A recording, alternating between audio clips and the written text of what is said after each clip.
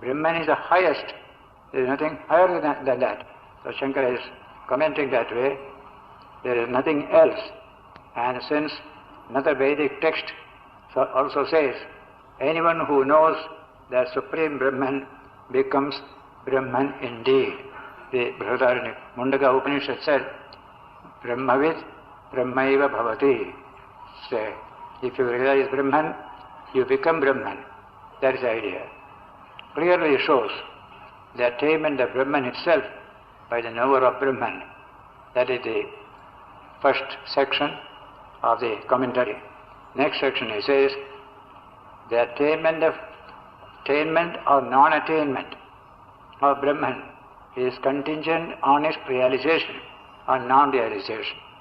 If you realize it, you attain it. If you don't realize it, you don't attain it. It is there. Depends upon realizing or not realizing.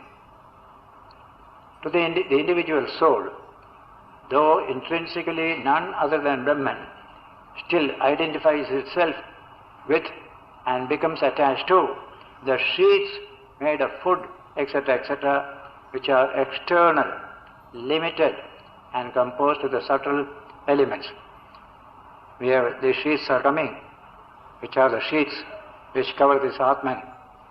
Annamaya Kosha, Pranamaya Kosha, these koshas will come. Kosha is sheet. I am the Annamaya Kosha, I am the body. Most people understand only that. I am this body, nothing else. Most people. A little thinking person, I am something within this body. I don't know what it is, but something. That knowledge will come. Deho hamityeva jadasya buddhi. Shankaracharya says in the Vivekananda, beautiful expression. Deho hamityeva jadasya buddhi. The jada, the very dull type of person, spiritually dull. He may be a big professor, but spiritually he is a dull person. I am the body, I am the body, I am the body. Deho hamityeva jadasya buddhi. Dehetu jivo vidushastvaham tihi. The Vidwan, his knowledge is, I am the jiva within this body. Jivetu jivo, dehetu jivo vidushastvaham tihi. Viveka vijnanavato mahatmano. But that Mahatman, who is full of Viveka and Vijnana, Brahma hamityeva madar sadatmani. I am Brahman, that infinite self, that is my true nature. These are the three levels of human understanding. The Jada, the Vidwan, and the Jnani. Three levels are there. That is a beautiful expression in the Viveka Chudamani. Yes. Depends upon that. External, limited, composed with the subtle elements. These koshas are external to the Atman, composed of these various elements from the external. How much of chemistry, how much of physics go to make these various body, first the physical body, then the nervous system, then the psychic system. All these are composed of forces taken from physical nature. This is what we should realize. They have composed sheets, one after the other. And then he says, a man composed of the subtle elements. As in the case of the story, that story is very interesting. In other Upanishads also it comes. Here also he just refers to it. You do counting of people and you fail to count yourself. So the number remains one less and you are puzzled. Where is that one gone? That one gone. So 10 people crossed the river, went to the town to purchase things. After purchasing, they returned across the river. It was slightly flooded. And then after reaching on the other side, they looked around and found only 9 were there, not 10. So one is lost. So they started weeping. A passerby came. He just asked them what's the matter. They were 10. They crossed the river, one has been washed away, they are only 9. He just cursorily looked and found there was really 10. Then he asked each one of them, you count. 5, this is 1. Then second, 2, 3. And the last one counted 10. You are the 10th. You are the 10th. To each one he said, you are the missing tenth. You are the missing tenth. You have really missed a tenth. Who is that? Yourself. You forgot to mention yourself. So you are that missing tenth is the story of Shankara's in the Upanishad there. So, a man whose mind is engrossed in the counting of others misses counting himself, though that personality is the nearest to him and supplies the missing number, the missing tenth is there. Dashamastomasi, Dashamastomasi, that man who came told everyone, you are that tenth, missing tenth, you are that missing tenth, you are that missing tenth. Each one. That's a correct teaching. So it's a wonderful story to illustrate this teaching. Just so, the individual soul, under a spell of ignorance, tremendous ajnana, avidya, characterized by the non-perception of one's own true nature. Ignorance characterized by non-perception of one's own true nature. They are non-self. Body is a non-self. The chair is a non-self. All these are non-self. Even the nervous system, all of them. They are not my self. They are my non-selves. But we understand them as self. Composed of food. They are all composed of food. Nervous system, manas, buddhi, all these are composed of food. And as a consequence, they begin to think, I am none other than those non-selves composed of food, etc. I am only an object. I don't understand the word subject at all. In Sanskrit and English grammar, the word subject is a very important word. The word object also is important. If you mix the both, then things are bad. Don't mix subject as object and object as subject, then it is bad. So, there is a subject and there is an object. So the world is object. World is not a subject. You, the perceiver, you are the subject. You are the drik. English Sanskrit will say drik. Or Shankaracharya used the word vishayi. Vishaya, vishayi. Vishaya is object. Vishayi is subject. And the world is a mixture of Vishaya and Vishayi. We mix up all these things. That's the way in which our day-to-day life goes on. I am the body, I am the body. How many times we say this? How can I be the body? I am the Vishayi, I am the knower of the body. Body doesn't know itself. I know it, I am the Vishayi. That we do not know. That comes from thinking. That comes from discrimination. Therefore, the first sentence in Shankara's Brahma Sutra Bhashya is this: men and women are full of confusion as to true nature of Vishaya and Vishayi. They mix up one with the other. This idea must be clarified only through discrimination, viveka, viveka, viveka, which is really myself. How can I say the body is myself? In the Chandogya Upanishad, you heard that Virochana, the Asura king, he understood the body as a self and went away. And to this day, all followers of Virochana are materialistic. I am the body, nothing else. This genetic system. Only Indra could go further, deeper, deeper, deeper, cross through the barriers of these sheets and discover the pure Atman, the infinite self. That is the story of the 8th chapter of Chandogya Upanishad we studied just a few weeks ago. And so, it says here, and in this way, even though Brahman is one's self, it can remain unattained through ignorance. Just like we have our key in the pocket and we are searching for the key everywhere. It is just with you. Similarly like that. It is just our own self. Just as through ignorance there is a non-discovery in the story of I am the tenth, I am the tenth. It's called non-discovery. That is only cleared by the teacher. You are that, you are that, you are that. Tattvamasi, Tattvamasi. That is the addition. Who makes up the requisite number. Just as there is the discovery of the self-same person through knowledge when he is reminded of that personage by someone. Similarly, in the case of one to whom Brahman in its own nature remains thus unattained owing to his ignorance, there can quite reasonably be a discovery of that very Brahman by realizing that omnipresent Brahman to be none other than one's own self. That Brahman is not there, here, and this very self. Sri Ramakrishna repeatedly used to say, Shekhane, Shekhane, Ajnan, Ekhane, Ekhane, Jnan. There is ignorance. Here it is knowledge. Everything is here, not far away, not there. Bengali, Shekhane means there. Ekhane means here. Akada, Ikada. Is that like that, you see? That.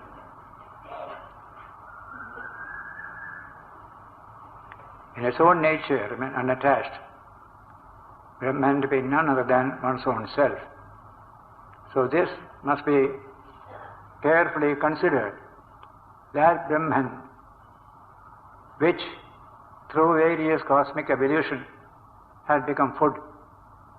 Out of that food we have come. And this we, if you just think we are only food and nothing else, we are just dull individuals at that level. But in spite of being born of that food, we are able to penetrate into our true nature and discover we are that Brahman from which even the food has come. That will be a tremendous discovery. That is the greatness of the human being. In Sanskrit it is said, Sa Chaturi Chaturi. That is cleverness indeed. Cleverness indeed. Chaturata means cleverness. Supreme cleverness is that through this little body, itself subject to birth and death, we are discovering the immortal, the deathless. What can be more surprising than this? Vedanta repeats it always. The great mystery of the unknown becomes cleared by this human being, by proper development of mind and body. There. So this is the sentence, Satyam Jnanam Anantam Brahma. That sentence, Brahman is truth, knowledge, infinite. These are the three words. Truth, knowledge, infinite. Is meant as a definition of Brahman. You define Brahman? Yes. Brahman is Satyam, Jnanam, Anantam. The Upanishad will say. For the three words beginning with Satya are meant to distinguish Brahman, which is the substantive, and from the fact that Brahman is intended to be spoken of as the thing to be known. It follows that Brahman is the substantive. The main substance is Brahman, Satyam, Jnanam, Anantam, etc. Since Brahman is sought to be presented as the chief object of knowledge, the knowable must be the substantive. The chief object of knowledge is the knowable. That is the substantive. Just because Brahman and Satya are related as substantive and its attributes, the words beginning with Satya are the same case ending, and they stand in opposition. That is, they are not adjective, because they have got the same case ending here. Say, they are all marked out from other nouns. Thus indeed, does a thing become known when it is differentiated from others. As for instance, the common parlance, a particular color, a lotus, is known when it is described as blue, big and sweet smelling. Then you are able to locate it and know it. So this kind of understanding of Brahman You begin with this Satyam, Jnanam, Anantam. Throughout the Upanishads, this word Satyam comes again and again. It's not only Satyam, Satyasya Satyam, Upanishad will say. The world is Satyam. Brahman is the Satyam of that Satyam. Satyasya Satyam is also added. The words Satya, etc. are unrelated among themselves. Satya, Jnana, Ananta. They are not related with each other. They observe something else. They are meant to be applied to the substantive only, the substance Brahman. Accordingly, each of the attributive words is related with the word Brahman, independently of the others. See the language. And he gives the example. As for example, he says, Satya is a thing. Is said to be Satya, true. When does the thing become Satya? They define. I don't think anywhere they find this kind of definition. Satya, a thing is said to be Satya, that is true, when it does not change the nature that is associated to be its own, then it is Satya. Fire is hot today, tomorrow, day after, million years later. That is Satya. Fire is hot is Satya. So, Satya is that which does not change its ascertained nature. Ascertained nature, that's the idea. And a thing is said to be unreal when it changes the nature that is ascertained to be its own. Then we call it unreal. Asatya. Today it is something, tomorrow it becomes something else. Then next minute something else. That is something asatya. So Satya, Asatya, we give the definition. That which exists in time past, present and future, that is Satya. That which exists only in the present, changes in the past and the future, that is Asatya. That is the changeful, that is the definition. Many adjectives. Yeah. Hence, an immutable thing is unreal. Changeable thing is unreal. That's the meaning of unreality. Changeable thing. Or in the text, all transformations have speech as its basis and it is name only. Vacharambhanam vikaro namadheyam.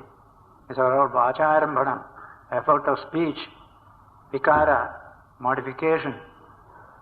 Say gold is the Satya. When it becomes a bangle or any kind of ornament, then it is all subject to transformation and change. They are there today, they may not be there tomorrow, but the goal remains. So this is Satyam, and all the other things are only mere name and form. Vacharambhanam, vikaro, modification, namadeyam, a name. Gold in this particular form, I call it bangle. Gold in this particular form, I call it a particular ornament. Like that we make the example. Shankara uses it very often. Yeah. Earth as such is the reality. From clay you make many pots, many children, many elephants, many animals, you make all with clay. Big thing. And then the earth, the clay with which you made them, that alone is true. All the rest are of temporary manifestation. Earth alone is the truth about it in that way. All transformation. It has been emphasized that that alone is true, that exists. That alone is true, that exists. So the phrase Satyam Brahma, Brahman is truth, distinguishes Brahman from all mutable things. Brahman ceases to be any kind of changeable thing. Anything. Say for example, even Brahma is a changeable thing. Today's Brahma is not Brahma of a few million years later. These are all changeable aspects of the universe. Today's Indra is not the same Indra. That will come later. So, these are all changeable. The word Satyam cannot be applied to them. But this Brahman is alone Satyam. That is the nature of Brahman. It's a very clear distinction has been made, and argument dealing with the word Satyam. In fact, the word truth has been discussed so much in Vedanta. And what does science do? Dealing with the word truth. Science is in search of truth. Once you discover a thing is to be true, it cannot be otherwise. It cannot be changed. That is the nature of truth. And so, all science is a search for truth. We were busy searching for truth. We search for it in the inner world. We today search for it in the external world. But external world, the one difficulty, the truth of today can become less true sometime later, like theories of Newton become overthrown in later quantum developments. At the time being, it is all right. That's the nature of the world of change. You cannot speak of a truth with regard to anything in the world of change. Temporarily true, you can say. That's why he said, up to the 18th, 19th century, that Newtonian reality was true. Now it is not. That's the difference between the two. But this is concerned. This is true once for all. There is no possibility for a change in this so far as Brahman is concerned. That's why it is the truth of all truths. Satyasya Satyam. That is the language Vedanta uses. Any people who have spent some time to discuss truth and causality has achieved very high intellectual development. Truth and causality. We discussed both. And we were the first to say causality is not an absolute truth. Today's science will say the same thing in principle of indeterminacy. Causality is not an absolute truth. A very relative truth it is. So we discovered this truth which is true for all time, and a truth which is beyond causality. Things within causality are things subject to change. That's the world of change. That is always subject to causality. This comes from that, that comes from this, all the causality you can have. But when you go to deeper dimension, causality breaks down. That is what happened early 20th century. The principle of causality on which the whole edifice of science was built became shaky and broke down when the principle of indeterminacy was discovered by Heisenberg. What a wonderful idea. In the Paris Science Congress, 1937, one great scholar had gone from India along with other friends. By chance, he attended that conference. Distinguished scientists were sitting here and there. Sir James Jeans, Sir Arthur Eddington, all this, and they are very much interested in the subject of causality, of truth, etc. So, in another table, some people are sitting along with these Indian friends, V. Subramania of Mysore, who had taught us Vedanta in the 1930s. They were discussing non-causality and the nature of truth. When they overheard this, they quietly pulled the chair towards that other table. Mr. Subramania, you were discussing truth and causality. It's a wonderful thing. Was your country aware of this subject? Has it discussed this subject before? They were simply surprised to hear. Then Subramania told, oh, we have discussed this subject in the Upanishads about truth and causality. They were amazed at the information. So India has developed thought to the highest level by asking one question: what is the truth? What is the truth of things? What appears, I don't care. I want to know what is the truth of things. In that way we came to this idea of Brahman, of the nature of pure consciousness, one and non-dual, ekameva, advitiyam, Brahma, satyasya satyam, the truth of all truth is the nature of this Brahman. That is the importance of the Upanishads, along with Mandukya, Karika, where you get the subject of causality very well discussed. So, today science is facing these problems. 100 years ago it was not facing. Now they are facing. And now they find the Upanishads have discussed this subject earlier with a tremendous passion. So I quote a passage from Max Muller on, I think it's a lecture on 3 lectures on Vedanta philosophy also, in that book. He said, but if you're telling the Western people, if you ask me how the Indians, so ancient times, could rise so high and discover such profound truths, if you ask me that question, I will merely answer that the telescopes for discovering the stars have been highly developed, but a telescope for discovering the soul has remained the same all these thousands of years in the West. You didn't develop that telescope. See the Max Muller answer just 100 years ago, how literally true it is. So this telescope we had to discover that one behind the many, that one which is infinite knowledge, infinite consciousness, infinite truth, satyam, jnanam, anantam, out of which the whole universe has come, unto which whole will return. That alone is true. All the rest come and go. That's the idea. They change. Not for a second they can remain the same. These are the 2 beautiful ideas that India developed by deep penetrating analysis and meditation.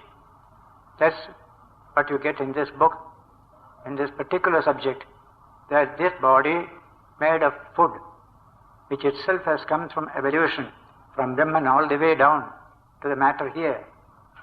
I am made of that food, but I can understand that Brahman through this instrument called this body.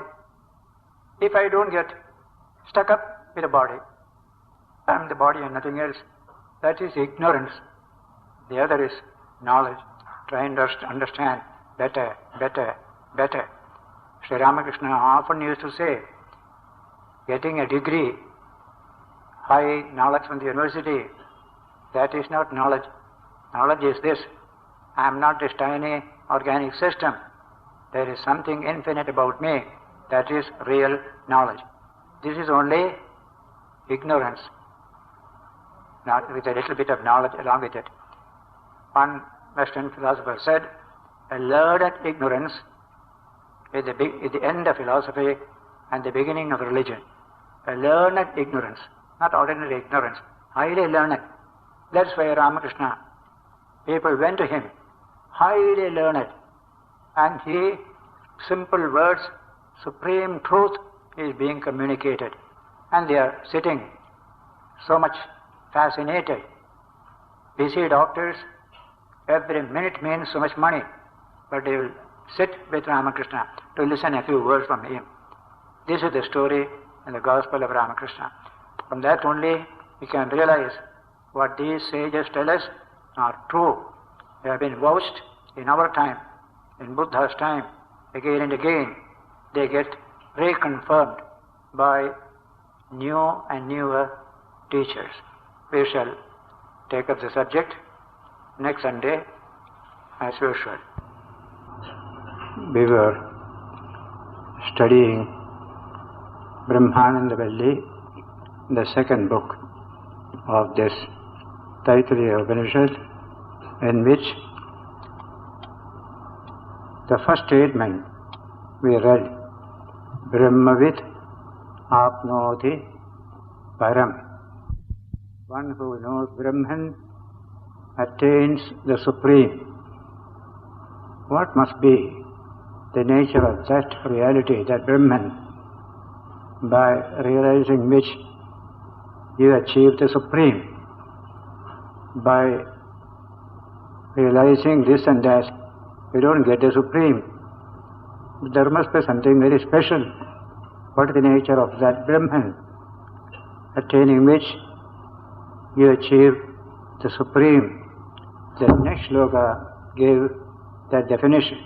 What is that Brahman, by attaining which you get a Supreme? Satyam Jnanam Anantam Brahma. That Brahman is Satyam Jnanam Anantam. It is not a thing which has jnana, but it is jnana swarupa. It is the nature of jnana. So Satyam, Satya Swarupa, Jnana Swarupa, Ananta Swarupa, that is its nature. So Satyam Jnanam Anantam Brahma, the first answer. Then came a still more intimate answer. It is far away. Such a big thing, what can I do? Yo Veda Nihitam Guhayam Parame Vyomanya. That Brahman, which is Satyam Jnanam Anantam, is present within you, in your own inner self. That is a great teaching. It is this that made for the unification of philosophy and religion, this particular teaching.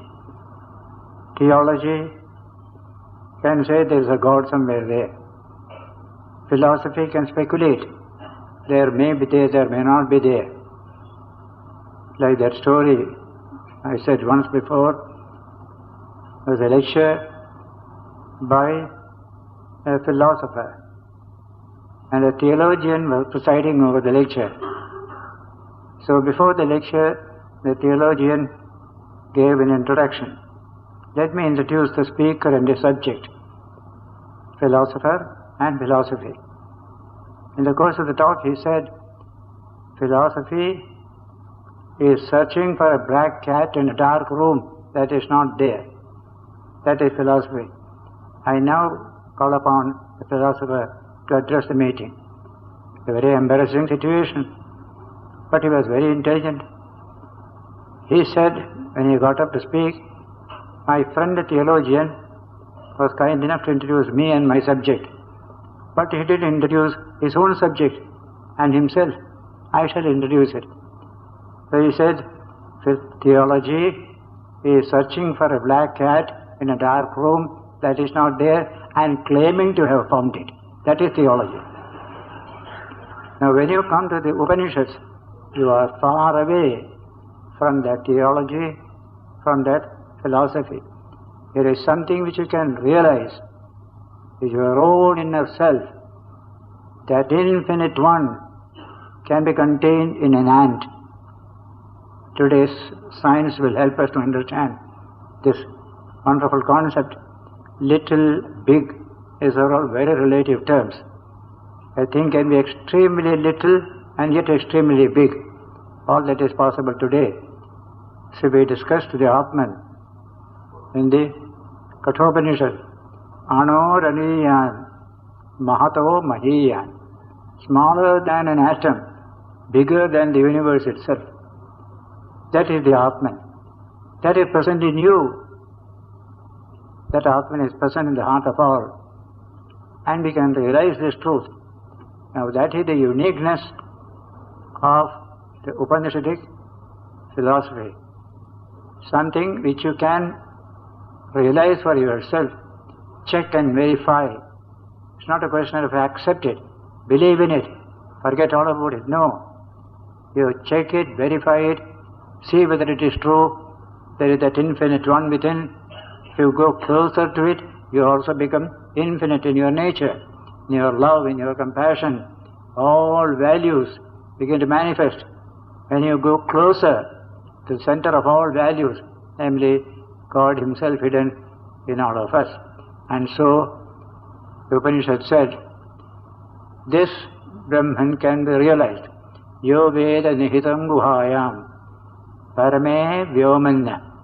In the supreme space within the heart, there the Atman is there. So he achieves, along with Brahman, that fullness, that fulfillment. That was the language used at that time. Then the next shloka said, from this Atman, this world has come. Yes. This is the word Brahman, the word Atman, used alternatively for the same truth, only because it is pure consciousness. And pure consciousness has no division. It can never be divided. What is that by which you can divide pure consciousness? If you have a mango, you can take a knife and cut it and become two pieces you will have. But consciousness, there is nothing which can divide consciousness. It is avibhaktam vibhakteshu, as the Gita put it. What you call indivisible among things divisible. That is the infinite one. That is pure consciousness. They said that from this Atman, the world has come in an order. The order given here may be changed to the order given to modern astronomy. But the order is order. It didn't come just in one single way. Little this, like that. First the subtle, then the little less subtle, then finally the gross. The gross is the last product of evolution. So he said, Tasmad dva etasmad atmana akasha sambhutaha. First comes akasha, space. Space is in Atman. Atman is not in space. Anything in space is limited. The Atman is not limited. So from Atman, space has come. That subject has not been handled at all yet in modern astrophysics. Where is the place where the background material existed? If there was space there, space was already there, not a product of the explosion. This language they have yet to use. The nature of space, whether it is inside that explosive material, background material. If so, where was it? After all, it is a material substance, dull, dead material substance containing only energies. All these energies you see in the world. So all these subjects will come to discussion once they recognize the other part of nature, consciousness. Chit and achit. Achit, they know, the inert matter. The chit, the consciousness, they have not touched. Once they bring that into the picture and then deal with the universe, ask for its origin, you will follow every sentence that you will find here. In detail, you may have changes. Today's knowledge is much more detailed. So Rishis had no time for working out details. Broad vision, they said. Everything was the one. Everything will go back to the one. Perfectly true even today. But when they work it out, they made their mistakes because the knowledge of these things at that time was not perfect. Today we have got much more accurate knowledge, though day by day more and more of this knowledge is becoming mere guesswork. A lot of guesswork is coming into physics also and astrophysics. Tasmadva etasmad atmana akasha sambhutaha. First akasha, then akasha vayu, vayu ragni. All this we said. Agni rapah prithivi. Finally came food. Say here annam. From anna came Purusha, the human being. That is the language. Sava Esha Purushamaya Eva Tasya Purusha Vidatam. This is the subject that was introduced last week, that this kind of development coming in an evolutionary way. Here many things have been overlooked because they were giving in a big way. Today's astronomy will give you first all the starry systems, galaxies, all these things.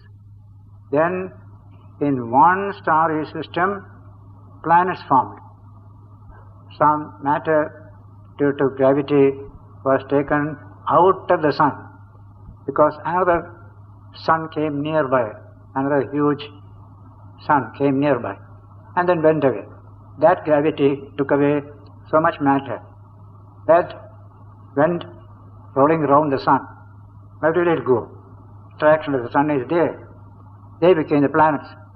And in one planet, Earth, life appeared due to various circumstances becoming favorable. Out of that, petty, small, living creatures, they have all evolved. A big civilization. We can communicate with any other country, any other planet, etc. All this we have done. Today we study. This we accept because this is systematically studied. We can just verify them and all that. But Upanishad had no time for this part. Verification you do, details you do. Broadly we tell this, that from this these have come. Ultimately this human being has come from food. He is all food. Without food he cannot live. So Annamaya Purusha. This Purusha is Annamaya, he said. And so this subject is going on step by step. This is introduced, the word Purusha and the word Anna, to tell you the beginning. Till now I was dealing with the external world. Upanishad said how Akasha came, Vayu came, etc., etc. Now the Purusha has come. Now I am going to take you into the Purusha. What is the depth dimension of this Purusha? That subject has not been dealt with by any philosopher in any country, only in the Upanishads. They call it Upanishadam Purusham. Purusha taught only in the Upanishads. Na anyatra, Shankara will add. Nowhere else it is taught. Now let us get into this Purusha. What is his nature? We look at him from outside. It's just Purusha appearance is there. Very good. Let us have a little penetration into the Purusha. You will be surprised to know that as we have done it here, 5 koshas we have separated. Kosha means the sheath. You put a sheath, put a sword. That sheath in another sheath, another sheath, another sheath. 5 sheaths, inside which is the sword. The sword is what we want to know. But we only see the sheath looks like the sword. We mistake it to the sword. In this way, a search for the sword within the sheath is what we did. And exactly you find a similar search in modern sociology and modern biology. There is a book, Meaning of Evolution, is an American writer. There, G.G. Simpson by name, I mentioned there are 3, the word kosha he doesn't use, 3 things enveloping, one enveloping the other. The word enveloping comes here. And the exact sentence that you put here, you find used by him. One is inside the other. It's an language.